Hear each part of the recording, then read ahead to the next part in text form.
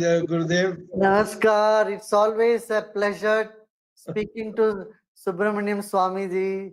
Thank you. Yes. I'm also benefited a lot by coming to your ashram, listening to you, and seeing what a modern way an ancient system can be operated, and how you have developed so many branches there. And anyway, today all the audience wants me to ask a few questions, and then you may develop it as you feel free, and by 8:30 we will conclude. Yeah, sure. First of all, Guruji, you did your first Art of Living courses in 1983, and that was when you were only 27 years old. 82, in fact. Eight- 1982. 82, okay. And earlier you were associated with Maharishi Mahesh Yogi, and you went with him and lectured on transcendental meditation.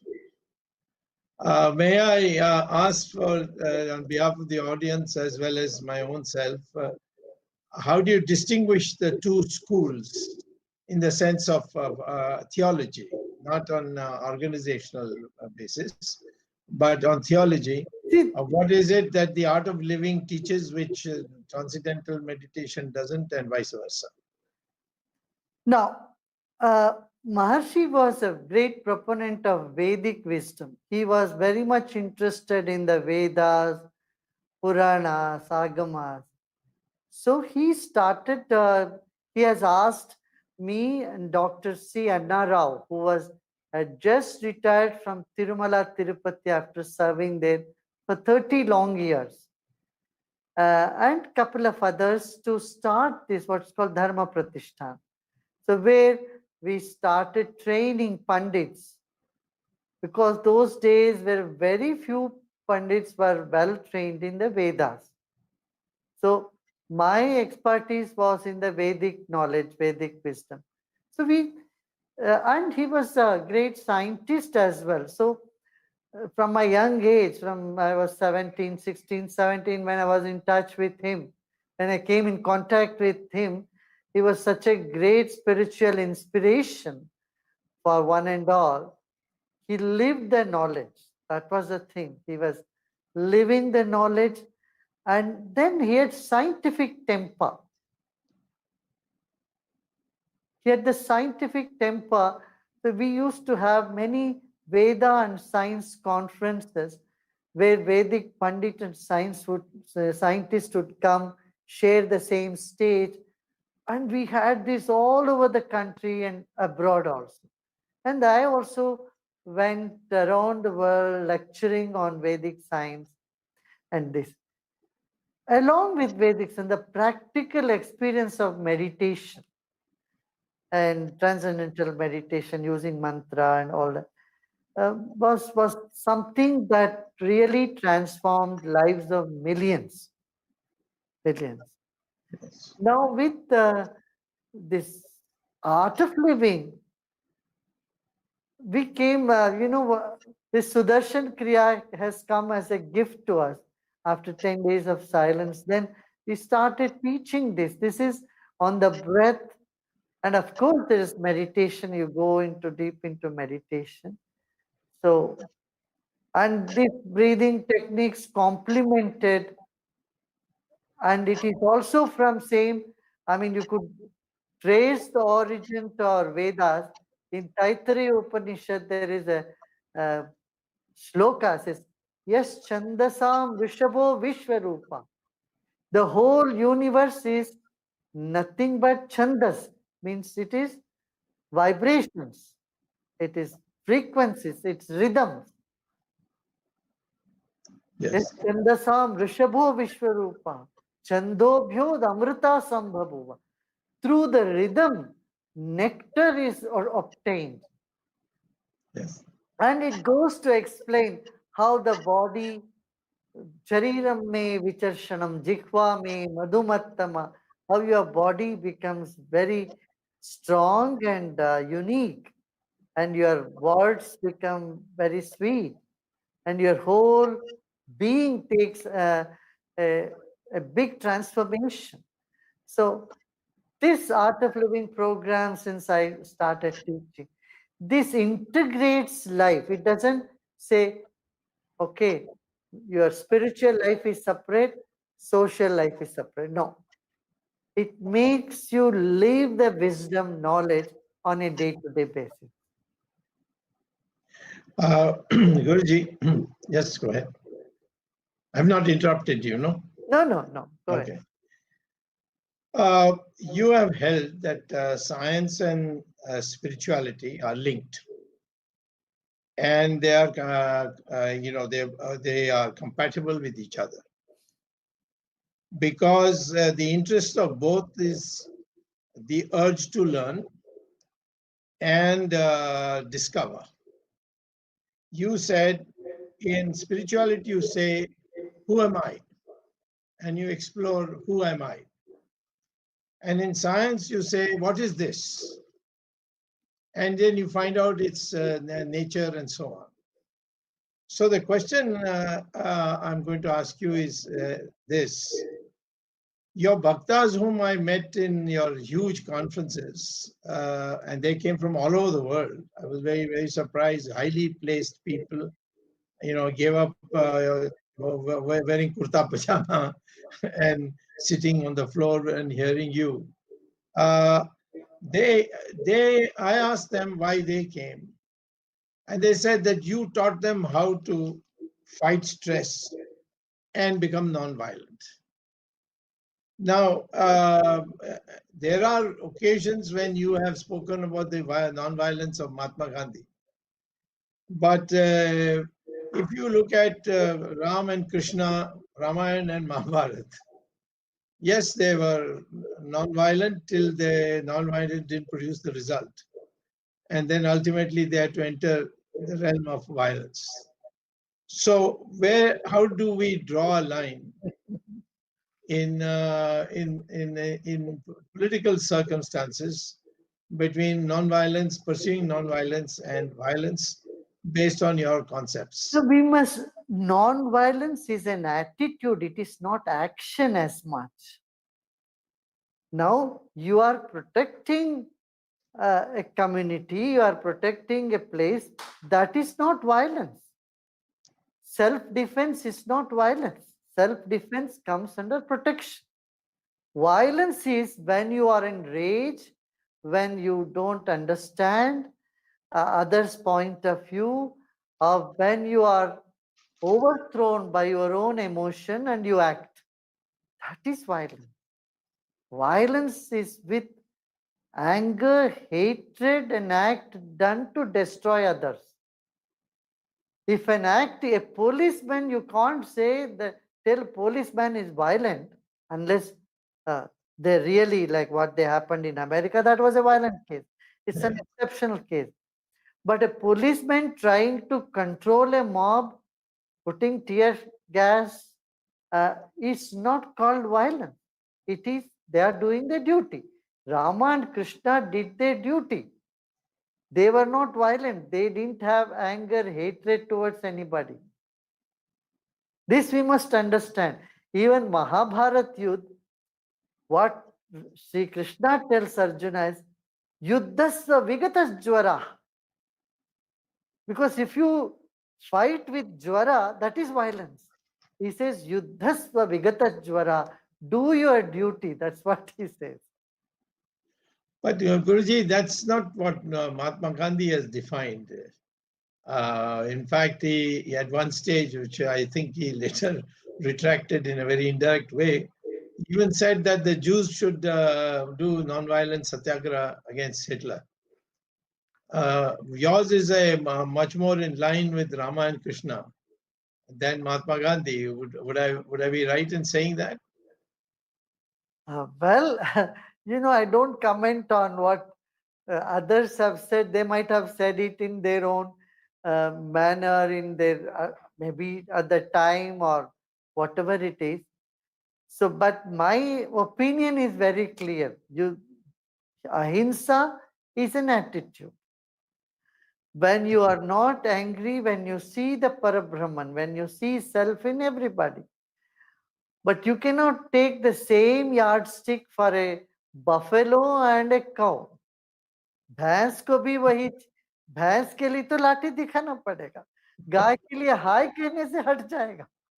तो हमें इतना विवेक चाहिए. We need to have this much of vivek, understanding when to do what, but with good intention. See, a doctor takes the knife and cuts open the stomach.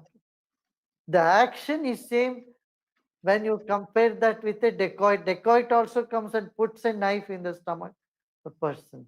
But the attitude, intentions are different. A dacoit, you would call him, this is violence. And for a doctor, you wouldn't call him, you are being violent on somebody's body. So it's not the action, it is the intention which means. Yeah. Guruji, you were very successful in Colombia. In fact, many people think that you did a miracle there, where one of the most violent, drug-related, the terrorist-inclined bodies, I think it's called FCC or FAA or something like that. It had you had made them agree that nonviolence is the best way to, and brought about a lot of change in Colombia. You were also successful in Manipur, where the chief minister himself went on record, Biren Singh. I went on record to thank you for having created an atmosphere of peace in Manipur. And in fact, I think about 11 militant terrorist organizations laid down arms, according to newspaper reports that I saw on August 15th, 2017. Am I right in that? Correct. Now, Guruji, and in fact, ULFA leader Anup Chetia, he himself said that you have done wonders in terms of bringing about peace in the area. Now, the question then is, when you went to Pakistan and you opened 2 Art of Living centers in Karachi and Islamabad, it was burned down by the people there, or at least some of the elements there. And again, you see, when you went to Iraq, the Yazidis, poor things, they've really suffered. You gave them a lot of solace, but the ISIS could not be brought around. So I ask you, Guruji, jihadi Islam and its violence, can you ever think of persuading them to the path of peace, or do you think we have to have military solutions for that? Mr. Swami, here there are people who don't listen to anybody, who have deaf ears, and it is not so easy to convince them. But nevertheless, we must try. There are a lot of people who, when they hear sense, when they are approached with a very human understanding, their mind changes. See, this is all just a thought process that gets stuck in their mind, concepts. When concepts break, you find people are good, wonderful people are there. So we have seen many people who are in that jihadi mindset in Kashmir. They have all changed. They knew now. People they understood real jihad is not going and destroying somebody. We must understand that the indoctrination, that some wrong indoctrination which has gone into people's mind. And if an opportunity is there, and we must try, and we should be hopeful how much we can convince them, make them understand, realize that we're all human beings. They must respect each other. Respecting each other is a basic human trend, and that if people can understand that, it makes a big difference. Yes. Krishna offered 5 villages and Duryodhan spurned it. Then he said, now war is inevitable.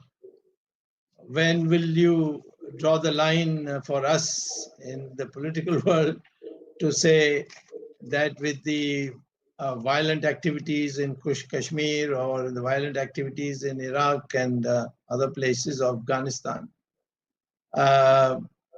there is a timeline after which you will say war is the only alternative. Is that possible? I think, we cannot go for any negotiation, any talk, being weak. You have to go from the place of strength. And with strength, non-violence peace has more meaning. Second thing is, if you have a bridge, if you have a communication, if you know people, somehow if you can establish and touch that human card that every culprit is living with, even then this becomes a change, successful. Like, Angulimala was such a big terrorist, but when he stood in front of Buddha, his mind changed.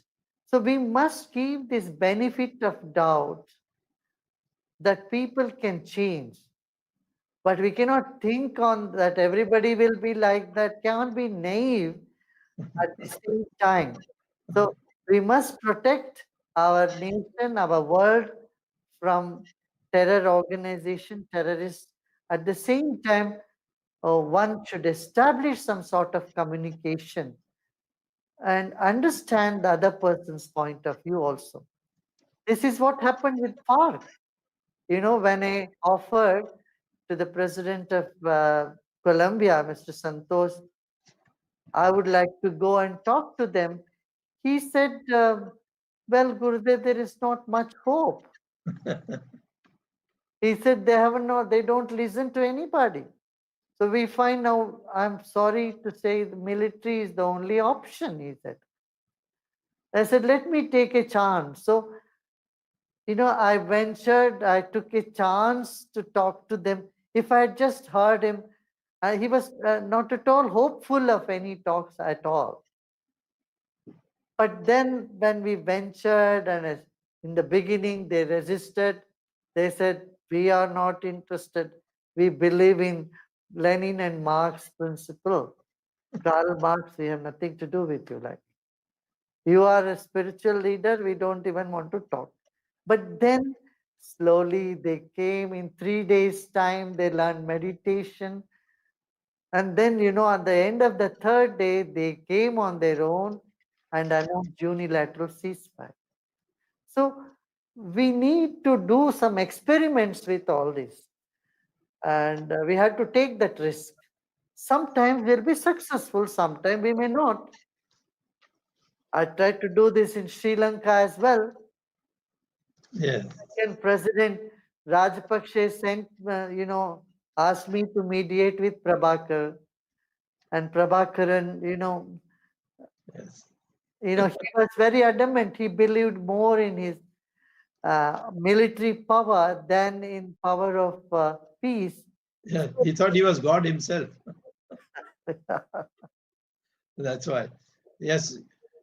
But Guruji, I want to put it to you that there has to be a structured thinking where a political leadership can say, I can't, there's no point in any negotiation. Now there's only one way, and that is by military action. Have you given any thought to where these, I mean, you are a spiritual leader, you are dealing with, your foundation is a Hindu tradition, Hindu scriptures, Hindu Shruti literature, religious books. But there are religions which say my way or the highway. How do you talk to them? They are converting you, your people, using all kinds of means. Can you possibly reason with those people who think that if you don't follow my way, then you are possessed by the devil? We have to reason with only them. Others are anyway, they are very broad minded. The challenge is only to break the hard nets of fanatic people who do not see the big picture because it was never presented to them that way.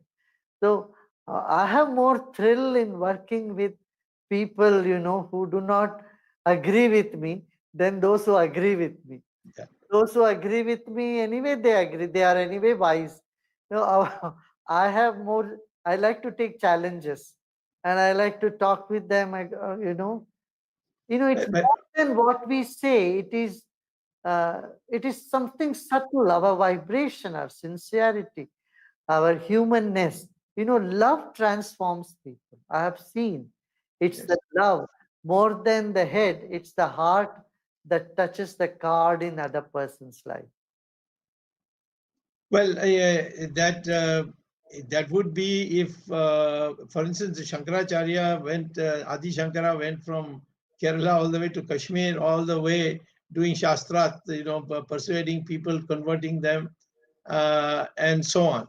But that was possible because the Indic religions all allow for debate, discussion, raising questions on fundamentals, and so on. But there are religions which are in large numbers where it is blasphemy. It will be a violation fit for being executed if certain things you raised in terms of a discussion. It is beyond discussion. The Now, question, therefore, is within the framework of those religions where there is another point of view that is acceptable, that all paths lead to God. But when you say my way or the highway, I don't know whether the dialogue is possible. I mean, I'm asking as a question. Doesn't mean I have followed your way. I've seen your results. I'm totally convinced. But there are lots of people we need to convince in our own ranks. So that's why I'm asking this question.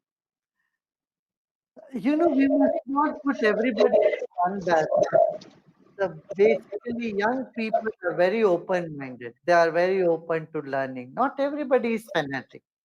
Even many times, scholars who argue in their drawing room, they are different. On the stage, the scholars may argue something. See, there is genuine seeking that awakens in people's life at some time or other. So, when the genuine seeking has awoken, then people are looking for experiences, not just concept. So, today, see, 40 years ago, when I took yoga abroad, there were very few takers to it. Today, 2 billion people on the planet practice yoga, nearly one Yes. third. So, when people see the goodness in what we're talking, see, if we just talk about Ramayana and Mahabharata, it may not appeal to the world because they are not connected culturally to our Itihasas and Puranas. But if you take the practical wisdom of yoga, Vedanta, that's why Swami Vivekananda also, when he Yes. went to lecture, he took Vedanta because Vedanta is practical, useful, and that people from anywhere, from any culture, from any background, they adopt. So, and everybody is proud of their own motherland. They must understand. You go to Costa Rica, you go to Panama, people of Panama are very proud of their own land.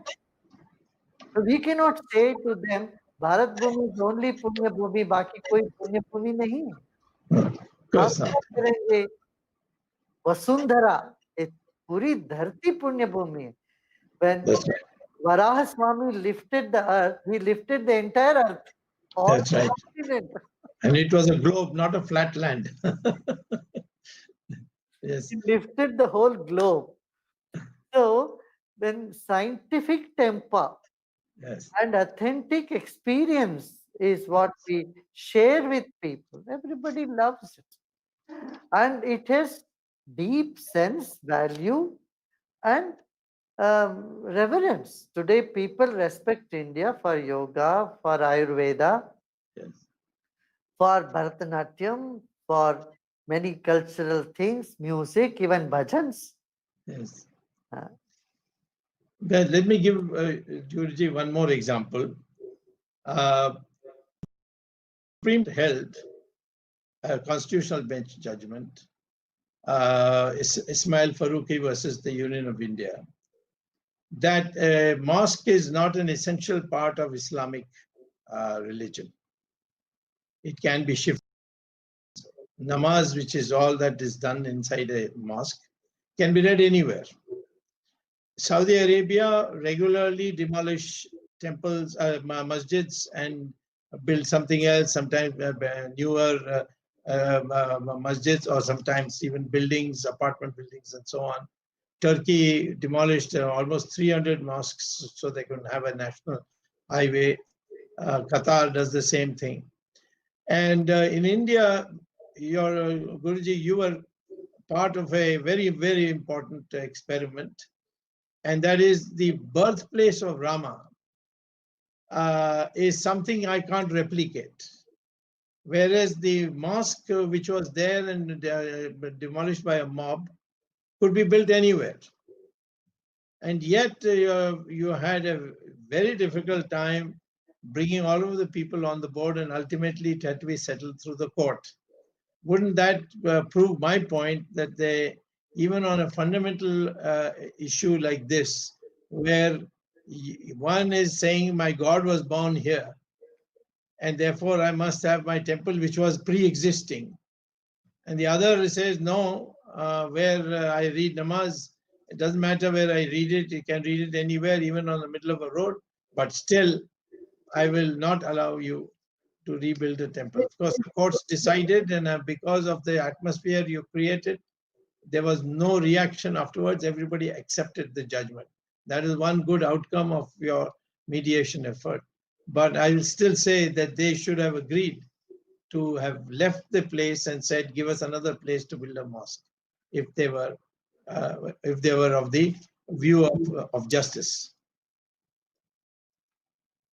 Mr. Swami, you know, you were also part of it. 25 parties bringing them in one place was humongous task, and people have very different opinions.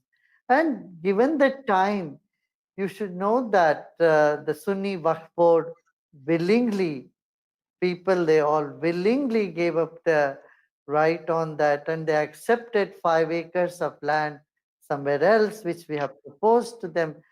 And you cannot say that they did not do it. They have come forward, and we really thank them all. You know, they all, they understood. There was lot of bhaichara.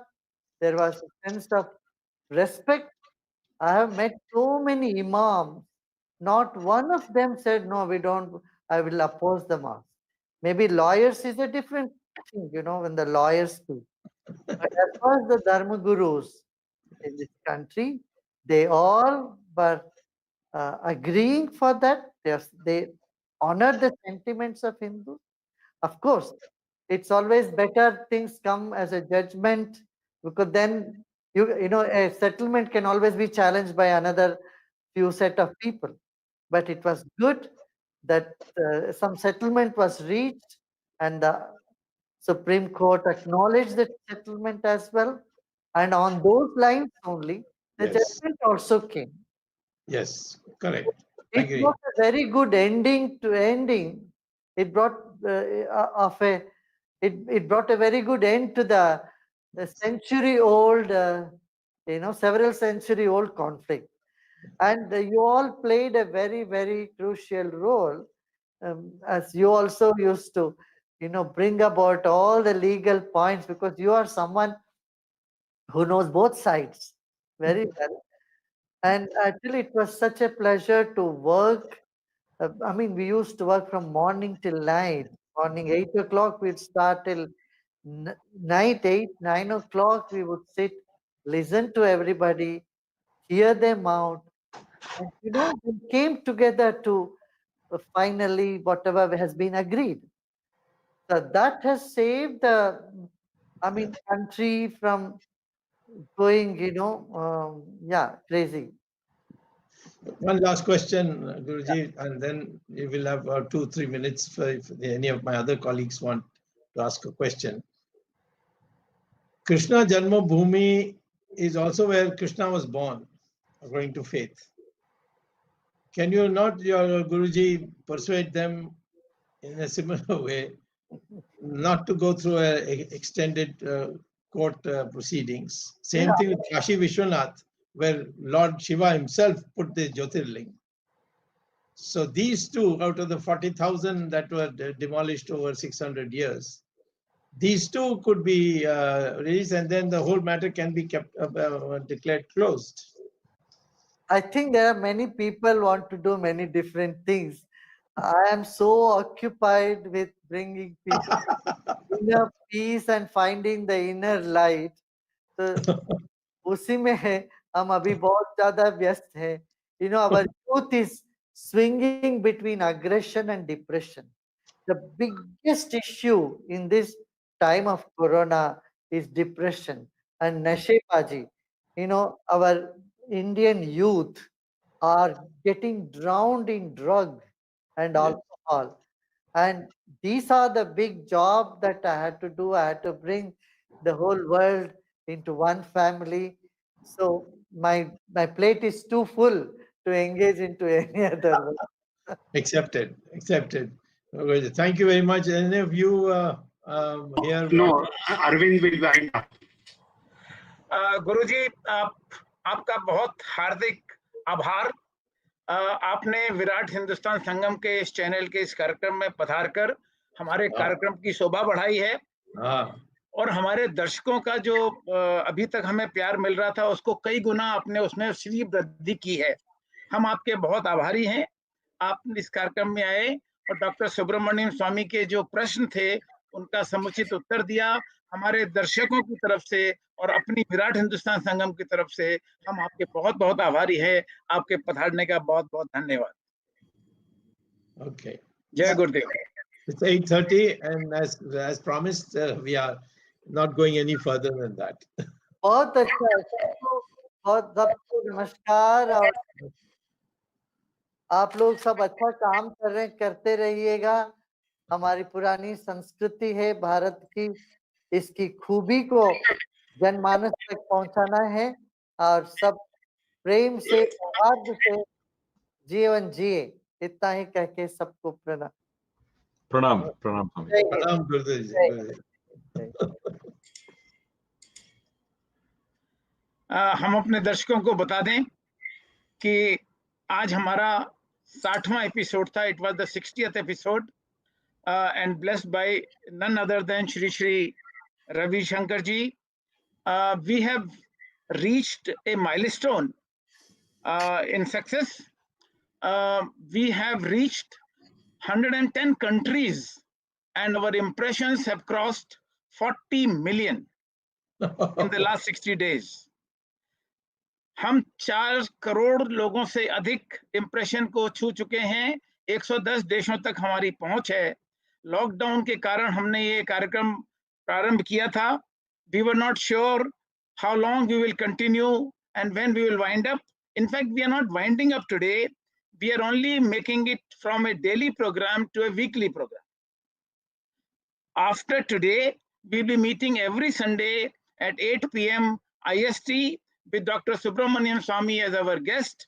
And as we had in the past, several experts, either from Virat Hindustan Sangam family or from outside world, those experts will be continuing to join our program with Dr. Subramanian Swami, but the frequency will change from daily to weekly. For the huge success that our program has received, I must thank our mentor, Dr. Subramanian Swami, whose support and whose affection is so much among the general public that people who are not even members of the VHS are enrolling themselves as members of the VHS after listening to his views every day on a different topic. So after Dr. Subramanian Swami, next in the course of acknowledgement is Mr. Ramesh Swami and Jagdish Shetty. I have said it earlier, and I have no hesitation in repeating it today, that this program could not have been possible without the help and assistance and guidance of Mr. Ramesh Swami and Jagdish Shetty. These two deserve a big applause from all of us and a great contribution that they have made. A big thank you for both of them.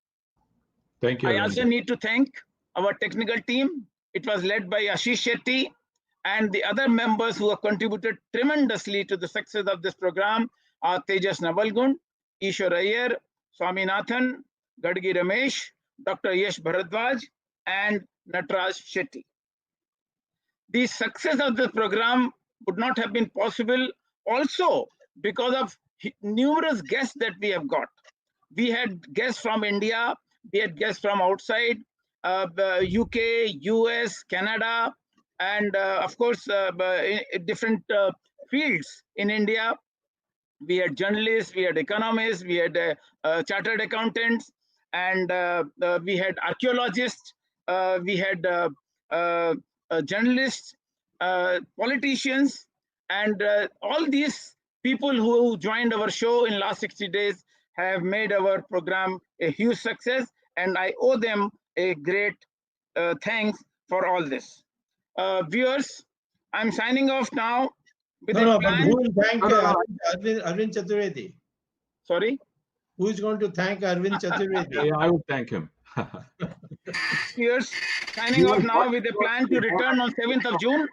7th of June at 8 p.m. IST, and every Sunday thereafter with very interesting topics, something which people are interested in, and as suggestions we are receiving through emails and tweets and all the different medium, we will incorporate those suggestions, and Dr. Swami will be with you every Sunday after today. First meeting will be on 7th June. Thank you very much. Okay. We also thank Mr. Professor Arvind Chaturvedi for being with us every day, guiding us and asking very relevant questions. And he's very much part of our team. So we thank him for his participation and guidance. Thank you very much. Jai Hind. Sabko namaskar, Jai Hind. Do you have any closing remarks? No, you've all done very well, and we have ventured into an area and achieved great success. It was a risky venture, but they were well, and we have established a new pathway for our organization. And I have to thank all of you, because I did nothing except come here and speak, whereas you did all the basic structural work, which is the most important part. Okay. Thank you, sir. Thank you. Okay. Thank you. Namaskar, Jai Hind. Jai Hind.